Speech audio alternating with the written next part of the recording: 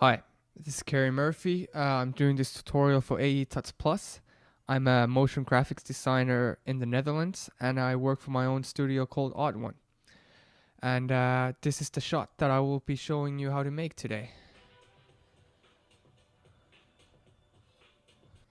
Okay, so basically how I created this shot was just to track the golf club head. Then I applied that information onto a null, which I then used in Trapcode Particular Emitter that created the motion swing path for me. This technique's really useful for a lot of different things. So once I'm done showing you this shot, I will show you a few different examples that you can do with this. Okay, so let's get to it. I got my footage here. This was shot on the Panasonic HVX 200. I shot it on 50 frames per second, so in slow motion, and I really cranked up the shutter speed as high as possible so I wouldn't get too much motion blur for the club head itself. Plus, it just looks a lot nicer with high shutter speed. So to start out with the shot, it's important to analyze that the parts that might give trouble in your motion tracking. For example, this part where the club kind of blends into the color of his pants. So it's probably not going to track very well over there. And when we look further, when the club head is going really fast, there's big gaps between. So the tracker will probably not be able to track it all the way. So we're going to have to combine it with some manual and automatic tracking. Plus here, you can hardly see it. So we definitely have to just track it manually. So let's start from the beginning. Okay, so in your project, just go to layer and make a new null object. Then choose your layer, go to animation and track motion. And here we are. Just go to the beginning of the footage or beginning of the endpoint of the footage. And we're just gonna see where the club head starts moving and we start tracking from there on. Okay, so somewhere, yeah, this is good. So just make the inside tracker just a little bit bigger than the club head itself, and the search area also a little bit bigger. And then we just see what happens when we just do analyze forward. Okay, so it kind of goes bad very early on already. So if we just zoom into a timeline and just see, I'm using page down to go one frame forward. So around frame 6, it starts messing up. So from here on, we kind of have to start tracking manually. So just going one frame forward and bring the tracker to about the same point as where it's been from the beginning on.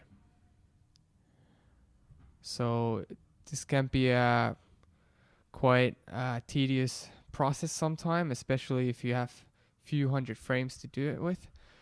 This is not so many frames. It's this is about 75 frames that we have to track, so it's not that much actually. And some of it we can do automatically, but let's just do this process manually.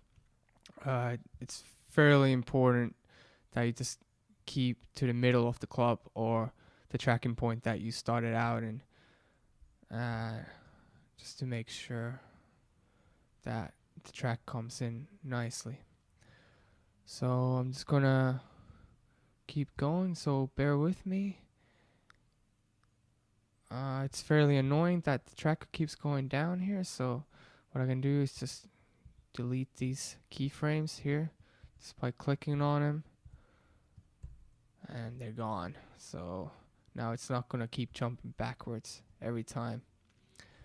So just with page down, one frame forward, and just follow the club head.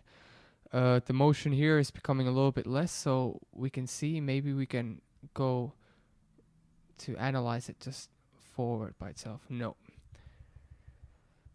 Pretty bad. Pretty bad. Oh, now it's deleted all. Let's bring it back.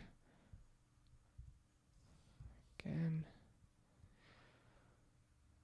Okay, just come back to the frame where it was going alright, and then we go back. So we have this issue again where it keeps popping back to the keyframe. So let's just delete a few of them.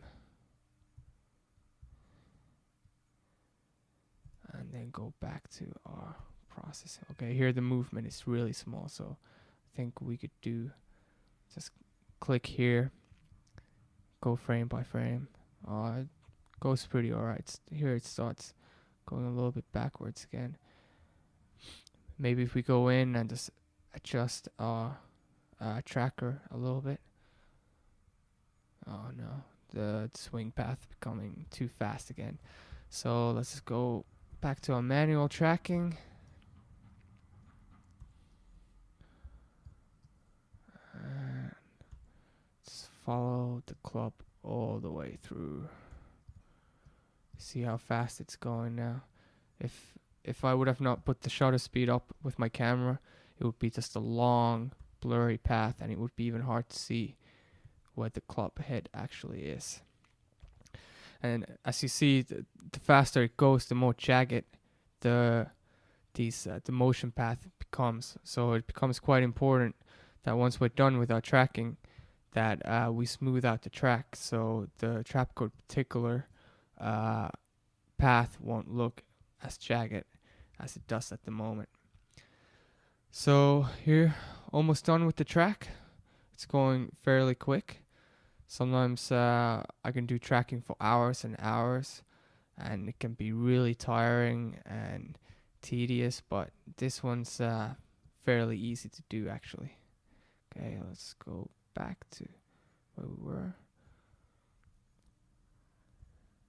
And sometimes it's alright to even skip maybe one frame on the way. But here I'll just do every single frame just to make sure that my path is nice and smooth all the way through. Okay, so here we can probably just let the tracker track the rest. Yeah. Okay, so in edit target, just make sure you have the null that we created before. That's the motion target. Press OK, and then apply, and apply it to both X and Y dimensions.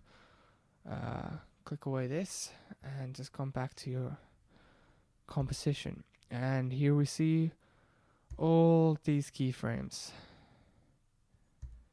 and they have been applied to the null itself.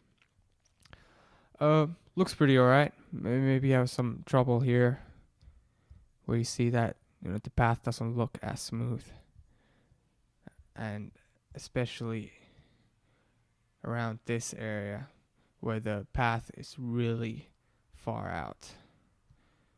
Okay, our footage has moved a little bit, so let's just reset the position for it. Okay, looks pretty alright. The tracker looks like it's following the club head. So what we can do now is just choose the keyframes of the null, go to window, and choose the smoother. Well, it was already open, so it closed now, so let me just open it again. Usually I just try different tolerances, but I know in this case 3 gives me a fairly good result, so I'm just gonna apply that, and that makes fewer keyframes, but it also adjusts the motion path for me automatically. So it's looking pretty good. So now all we have to do is just hook up these position keyframes to our particular emitter. So first of all, just start by creating a new solid. Doesn't matter what color. Then effect and Trapcode particular. So we get the startup point of Trapcode particular. It's always good to name your layers. So do that. And then just by going to the emitter, bring the null to the top of the timeline. So you see the position value is really good. And in particular itself, for the position XY, while holding the Alt key, press on the stopwatch. And we're just gonna pick whip the position values from the null into the XY values of the particular emitter.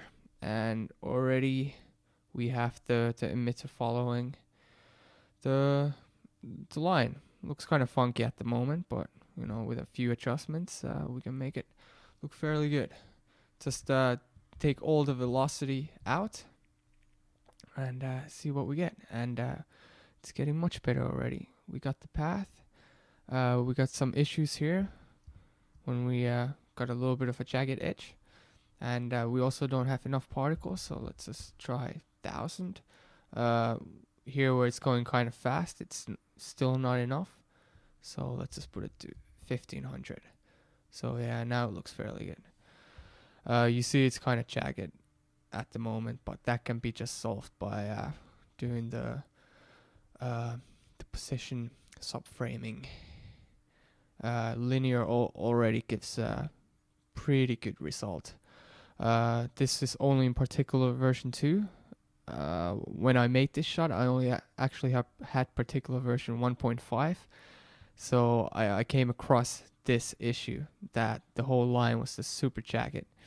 So what I did, I exported this line just as by itself, just soloed out layer. And I brought it into Illustrator, and I made some illustration paths just to make it look a lot nicer than this. And then I brought it back into After Effects and animated that line with the stroke effect. And it was a lot more tedious than this is, so thank God for particular version 2, and especially this effect. So yeah. Okay, so we basically already have what we're going for. We just need to change the color to our favorite color, or the color that the client wants to go for. In my case, it was for Golf Team Holland, and the Golf Team Holland color is orange, somewhat this orange, so that's what I went with. And yeah, we're fairly close to our result here already. Just look, the track goes really well. The line looks nice and smooth. Only thing is that we just have to kind of mask him on top back here again, just so the line kind of disappears behind him to give the illusion that it is actually going behind him. So yeah, in this case, the client wanted to see the full path, but at first I actually had just a line following it. So if I just change the size over life and just put the life in seconds down, we just get this kind of a swing effect, and the higher you ping the life per seconds, the longer it becomes.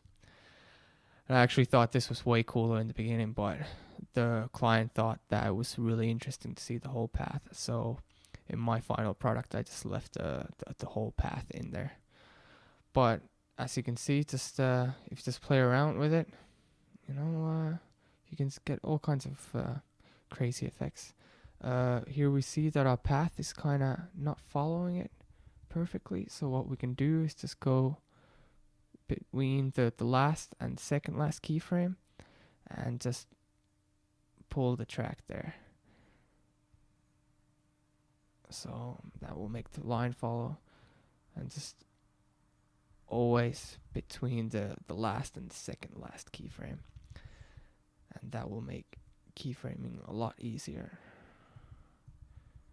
Okay, so that's pretty much it. I mean, you can just play around with the particular settings and see what you can get out of it. Now just lastly, I'll just show you how to mask the shoulders back on top. It's fairly easy. Just duplicate the main footage layer, bring it on top, and just look at the shape. It doesn't have to be really perfect or anything, but just so it kind of gives the illusion. When doing this type of stuff, it's probably better to make the shoulder separately, then make the arm separately, and this arm separately into their own masks. and then the keyframing becomes a lot easier, because now we have issues like this where we have to kind of keep adjusting the mask. But if we have several different masks, it becomes a lot easier. And here as well, we have to create a new mask. Just simple ones, because when you look at it from far, it already gives the illusion that it's disappearing behind him. And with the mask, same thing, just bring in a few keyframes, just analyze the shot a little bit. You don't need a keyframe for every single frame. But let's say I'll put one here, just adjust the mask so it looks like it's disappearing behind his body or his face. But then you have to be careful and also make sure that it works for every single frame. As you can see here, it's coming out a little bit. Also on this side. And this mask we also have to move away. So let's play around with that.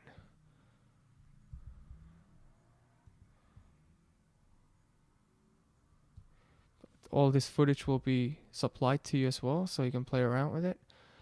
Or you can just film your own stuff and see what you get. Now I'm just going to show you a few different examples that I did using this exact same technique. Okay, so other examples I did, I just filmed my finger, tracked it the same way as I did with the golfer, played around with particular settings a little bit, and created this iPod Nano commercial looking path that everybody's doing these days in commercials and in practically everything. And then just put a little Andrew Kramer optical flares on top of that to create this effect. I mean, you can do anything with this technique that I just showed you. If you have a little magic wand wandering around, you can make pixie dust. For your girlfriend or boyfriend, you can make a little I love you video. Very cheesy, but some people just love that. And with motion tracking, of course, you can do lots of things like local replacements. Very great thing, just learn to motion track really well, and you can combine your footage with some really great graphics, things that a lot of your friends will be impressed by. And it's very useful also if you want to enter the VFX world, is motion tracking. So keep that in mind, see what you can get out of this footage yourself. There's infinity amount of possibilities, but the funnest thing, of course, is working on your own footage and see what you can do. So yeah, that's about it. I hope you guys enjoyed it. I learned something. Just try out some stuff for yourself. I hope to hear from you guys. If you got questions or anything, just post it and I will try to answer it best I can. Okay, thanks a lot. See you guys.